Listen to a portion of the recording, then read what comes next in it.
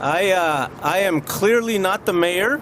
I am Daniel Hiron. I'm the interim director of communications for the mayor's office.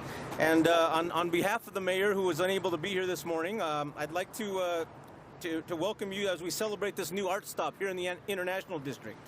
You know, when the doors of our buses open for passengers, they open doors to our city, you know, to school, to work, opportunity, mobility. This stop has been a community and city priority for quite a while, and it really is a key to improving equity in our transit system.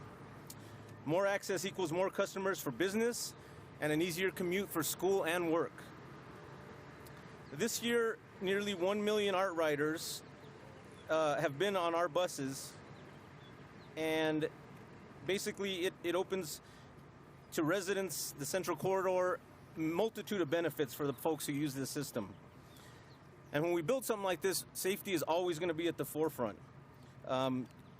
What we have for this particular stop, there's a hawk signal, and they'll explain a little bit more about what that is to safely cross the street. Lighting on the platform makes waiting for the bus safer. Cameras are connected to the real-time crime center, and obviously for the summer heat, you know, there's a shade canopy for folks to be able to wait out of the elements. So with that said, I would like to introduce you to our wonderful Councilor Pat Davis. Thanks, man. Good? Okay. Well, look, thank you all for being here. It's, almost 6 years in the making to stand on this curb and ask people to come get on the bus. Some of you know this is a project that we started in some of my very earliest days at the City Council. Equity in... Let the trash truck go by. Equity in all of our city services is something we have to strive to do better for and more for across the city. But in transit in particular, it is the city service that connects you to all other opportunities, whether it's a new job, whether it's education, whether it's housing options, or whether it's just recreation and fun in all of our parks and open spaces and activities around the city. Transit equity has been a priority for this neighborhood for a really long time. And when I came to the City Council, I promised that we were going to work to make ART better, because some of you remember that the first plans for the ART program system were $100 million rapid transit lines to provide all of those benefits to people around the city, except for the ones right here in this neighborhood. It was designed with stops every quarter mile from the west side to Nob Hill, and to drive right through this community and this neighborhood to deliver people to Uptown. And we thought it needed to do better. If any neighborhood needs access to transit, it's this one. If any neighborhood needs access to opportunity and opportunities for jobs and recreation and culture and community for our kids, it's this one. And so it's some of these neighborhood folks over here behind me, like Bernadette and Enrique, and I see Chris over here from Together for Brothers. We started by saying we're going to put an ART stop. We passed a legislation under the old mayor to ensure that this was going to be part of the final plans. We worked for years to refund it, and even through the pandemic kept organizing. But it was this conversation that started our conversation about building a more equitable transit program. It was the people that worked on this that became the group to lead us to be the largest free fare transit program in the country. And all of those combined with rapid transit, access, and fare-free transit means that this neighborhood finally has access to all the things our city has to offer without barrier. And I'm really excited to say that this is a true community effort, 6 years in the making, including folks like our coalition, President Pete Belletto, and others. So I want to say thank you, particularly to this administration and the mayor, Director Montoya, our friends at Transit, Stephanie, thank you, who really did keep this going through all of the problems for all the years to get this funded, through the pandemic to continue to keep it a priority. And it shows that we're continuing to invest in neighborhoods like this who need access and deserve our services perhaps more than any other. So thank you all for being here to help us celebrate what is much more than a bus stop, but is really the first step towards a real equitable transit program of opportunity for our whole city. So thank you all, and thank you.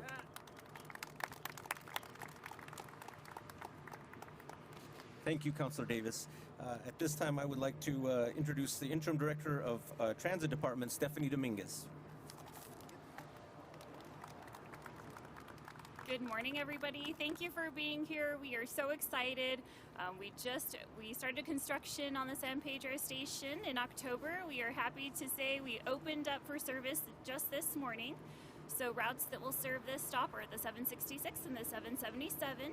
Total cost for this project was $1.1 million. As you can see, the station includes amenities such as trash cans, seating, canopy, Wi-Fi, and cameras. I just want to say a special thank you to Councilor Davis, the mayor, the administration, our amazing staff at ABQ Ride for getting this up and going, DMD, as well as the community advocates and partners, and also our Transit Advisory Board and our Transit Advisory Board President, Christopher Ramirez. Thank you, everybody. We are really excited. We still have a few more items to finish up in the ART corridor. So those other stations include Edo, West Downtown, and Old Town. Those punch list items should be done by the end of the month. Those were also locally funded, and we're just really excited to provide this service to this area. And with that, I'll invite Pat Davis to talk a little bit more about the Hawk signal.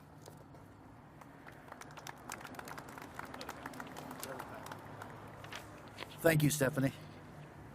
Let me first begin by thanking Councilor Davis. This was actually his project from the get-go in the previous administration, and then when we came on board, he really pushed Lawrence, myself, Danny Holcomb, the entire team to make this happen. So a big round of applause. This was your project, your idea, and thank you so much.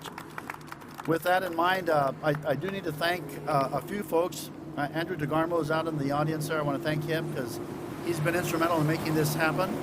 Stephanie took over the reins from Danny, but thanks to the folks over at Transit, to those that have worked with us to make this happen as well.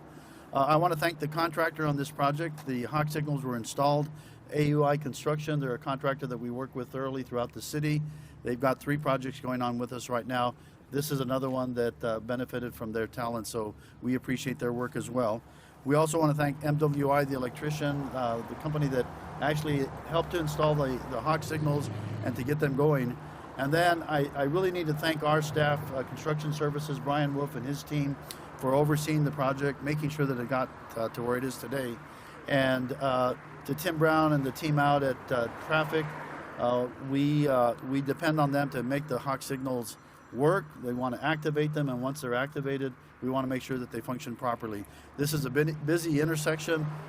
We anticipate seeing a lot of traffic through here, pedestrian traffic from one end of Central to the other. The Hawk signals are going to do what they were intended to do, and that's to make it safe for the public to get to the platform, get on the bus, get off the bus, back to the street, the curb, the sidewalk. So that's what we're working to do here. So with that in mind, again, I want to just thank Councilor Davis and his staff. Sean, I know that you have been on us for some time making this happen as well. So to everyone at council as well, thank you so much. With that, I believe that concludes our presentation this morning. We do have a ribbon cutting, but any one of us are available to answer any specific questions that the media may have. Can you explain how this Hawk system works? Yes. So once the Hawk signal is activated, if you're a pedestrian and you're on this side of the street, when you push that button, the signals are currently green for the buses and the pedestrian, or the traffic. They will turn red, and once those lights are red, the pedestrian crosses to the platform to board the bus. It'll take about 30 seconds, and then they'll go back to a yellow as a caution, and then back to a green to allow the traffic to move forward. So it's red, yellow, and then green. So the opposite of a signal. So you can activate them from the platform and from the street? From either side. So you've got one on the other side of the street and one on this side. And the platform? And the platform as well, correct. And we have the Hawk signals at most of the intersections, most of the platforms right now. There are a couple where we do not have them. Those are lights. They have the traffic signals, but for the most part, all of the platforms have Hawk signals now. I think that's it. We're going to move over to the Hawk signal to cut the ribbon. Any other questions for Councilor? No one else? Alrighty. Well, thank you so much.